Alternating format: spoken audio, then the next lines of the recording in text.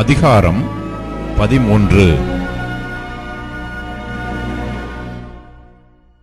இதற்கு பின்பு தாவீதின் குமாரனாகிய அப்சலோமுக்கு தாமார் என்னும் பேருள்ள சௌந்தரியமுள்ள ஒரு சகோதரி இருந்தாள். அவள் மேல் தாவீதின் குமாரன் அம்னோன் மோகம் கொண்டான். தன் சகோதரியாகிய தாமாரின் நிமித்தம் ஏக்கங்கொண்டு வியாதிப்பட்டான். அவள் கன்னியாஸ்திரியாயிருந்தாள். அவளுக்கு பொல்லாப்பு செய்ய அம்னோனுக்கு வருத்தமாய் கண்டது. அம்னோனுக்கு தாவீதுடைய தமையன் சிமியாவின் குமாரனாகிய யோனதாப் என்னும் பேருள்ள ஒரு சிநேகிதன் இருந்தான்.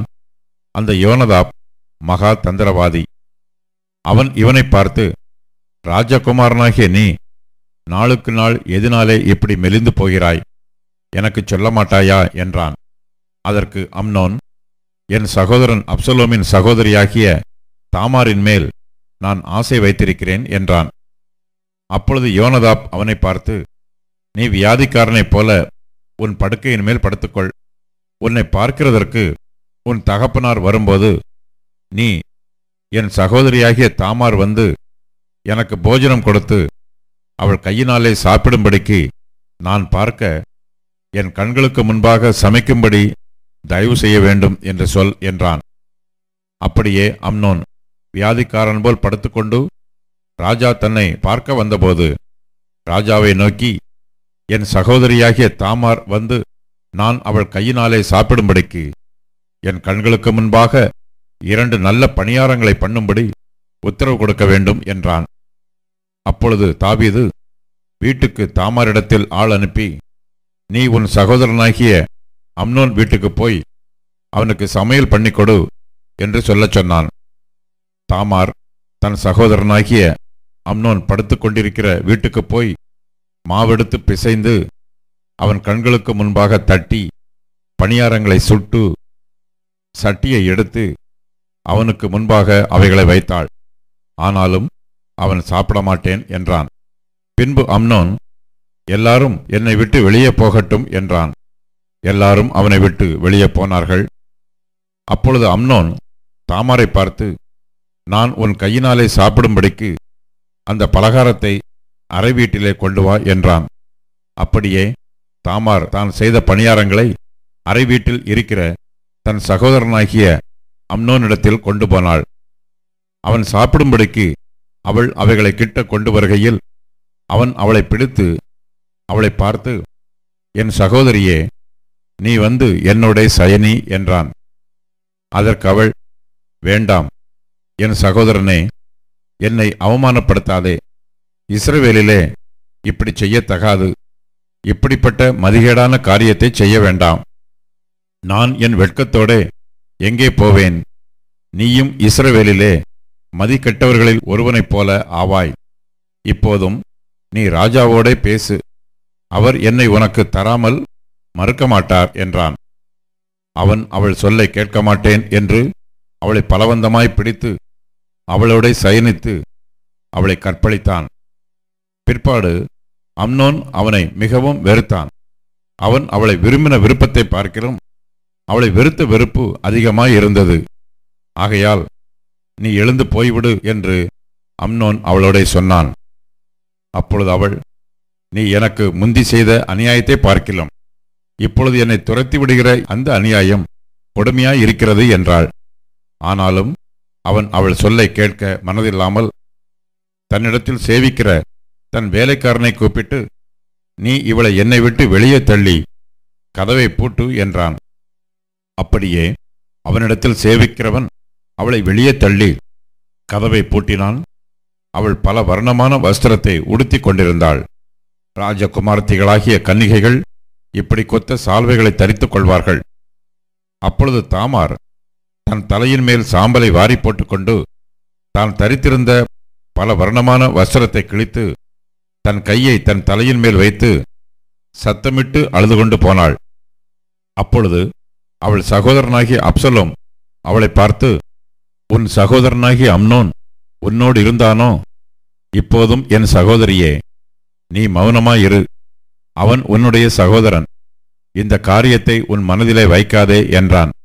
அப்படியே தாமார் தன் சகோதரனாகிய அப்சலோமின் வீட்டில் தனித்து கிளேசப்பட்டு கொண்டிருந்தாள். தாவீது ராஜா இந்த செய்திகளையெல்லாம் கேள்விப்பட்ட போது வெகு கோபமாய் எரிந்தான். அப்சலோம் அம்னோனோட நன்மையாகிலும் தீமையாகிலும் பேசவில்லை. தன் சகோதரியாகிய தாமாரை அம்னோன் கற்பழித்த காரியத்து நிமித்தம் அப்சலோம் அவனை பகைத்தான். 2 வருஷம் சென்ற பின்பு அப்சலோம் எப்ராயீமுக்கு சமீபமான பாலாத் சோரிலே ஆட்களை வைத்து ஆடுகளை மயிர் கத்திரிக்கிற வேலையில் இருந்தான். அங்கே ராஜகுமாரர் எல்லாரையும் விருந்துக்கு அழைத்தான். அவன் ராஜாவினிடத்தில் போய், ஆட்களை வைத்து ஆடுகளை மயிர் கத்திரிக்கிறேன், ராஜாவும் அவருடைய ஊழியக்காரரும் உமது அடியானோட வரும்படி வேண்டிக் கொள்கிறேன் என்றான். ராஜா அப்சலோமை பார்த்து, அப்படி வேண்டாம் என் மகனே, நாங்கள் எல்லாரும் வருவோமாகில் உனக்கு வெகு செலவு உண்டாகும் என்றான். அவனை வருந்தி கேட்டாலும் அவன் போக மனதில்லாமல் அவனை ஆசீர்வதித்தான்.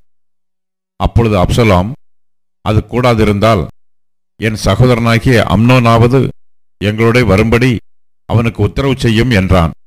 அதற்கு ராஜா, அவன் உன்னோடே வரவேண்டியது என்ன என்றான். அப்சலோம் பின்னையும் அவனை வருந்தி கேட்டுக்கொண்டபடியினால் அவன் அம்னோனையும் ராஜாவின் குமாரர் அனைவரையும் அவனோடே போகவிட்டான். அப்சலோம் தன் வேலைக்காரரை நோக்கி, அம்னோன் திராட்சரசம் குடித்து கழித்திருக்கும் சமயத்தை நன்றாய் பார்த்திருங்கள். அப்பொழுது நான் அம்னோனை அடியுங்கள் என்று சொல்லுவேன். உடனே நீங்கள் பயப்படாமல் அவனை கொன்று போடுங்கள். நான் அல்லவோ அதை உங்களுக்கு கட்டளையிடுகிறேன். திடன் கொண்டு தைரியமாயிருங்கள் என்று சொல்லியிருந்தான். அப்சலோம் கற்பித்தபடியே அப்சலோமின் வேலைக்காரர் அம்னோனுக்கு செய்தார்கள். அப்பொழுது ராஜகுமாரர் எல்லாரும் எழுந்திருந்து அவரவர் தம் தம் கோவேறு கழுதையின் மேல் ஏறி ஓடிப்போனார்கள். அவர்கள் வழியில் இருக்கிற போதே அப்சலாம் ராஜகுமாரரையெல்லாம் அடித்து கொன்று போட்டான். அவர்களில் ஒருவரும் மீந்திருக்க விடவில்லை என்கிறதாய் தாவீதுக்கு செய்தி வந்தது. அப்பொழுது ராஜா எழுந்திருந்து தன் வஸ்திரங்களை கிழித்துக் கொண்டு தரையிலே விழுந்து கிடந்தான். அவன் ஊழியக்காரர் எல்லாரும் தங்கள் வஸ்திரங்களை கிழித்துக் கொண்டு நின்றார்கள். அப்பொழுது தாவீதின் தமையனாகிய சிமியாவின் குமாரன் யோனதாப் வந்து, ராஜகுமாரரான வாலிபரையெல்லாம் கொன்று போட்டார்கள் என்று என் ஆண்டவன் நினைக்க வேண்டாம். அம்னோன் மாத்திரம் செத்துப்போனான். அவன் தன் சகோதரியாகிய தாமாரை கற்பழித்த நாள் முதற்கொண்டு அது அப்சலோமின் நெஞ்சில் இருந்தது. இப்போதும் ராஜகுமாரர்கள் எல்லாரும் செத்தார்கள் என்கிற பேச்சை ராஜாவாகிய என் ஆண்டவன் தம்முடைய மனதிலே வைக்க வேண்டாம். அம்னோன் ஒருவனே செத்தான் என்றான். அப்சலோம் ஓடிப்போனான். ஜாமக்கார சேவகன் தன் கண்களை ஏறெடுத்து பார்த்தபோது, இதோ அநேகம் ஜனங்கள் தனக்கு பின்னாலே மலை ஓரமாய் வருகிறதைக் கண்டான். அப்பொழுது யோனதாப் ராஜாவை பார்த்து, இதோ ராஜகுமாரர் வருகிறார்கள், உமது அடியேன் சொன்னபடியே ஆயிற்று என்றான். அவன் பேசி முடிந்தபோது ராஜகுமாரர் வந்து சத்தமிட்டு அழுதார்கள். ராஜாவும் அவனுடைய எல்லா ஊழியக்காரரும் மிகவும் புலம்பி அழுதார்கள். அப்சலாமோ அம்மியூதின் குமாரனாகிய தல்மாய் என்னும் கேசூரின் ராஜாவினிடத்திற்கு ஓடிப்போனான். தாவீது தினந்தோறும் தன் குமாரனுக்காக துக்கித்துக் கொண்டிருந்தான். அப்சலோம் கேசூருக்கு ஓடிப்போய் அங்கே 3 வருஷம் இருந்தான். தாவீது ராஜா அம்னோன் செத்தபடியினால் அவனுக்காக துக்கித்து ஆறுதல் அடைந்தபோது அப்சலோமை பின்தொடரும் நினைவை விட்டுவிட்டான்.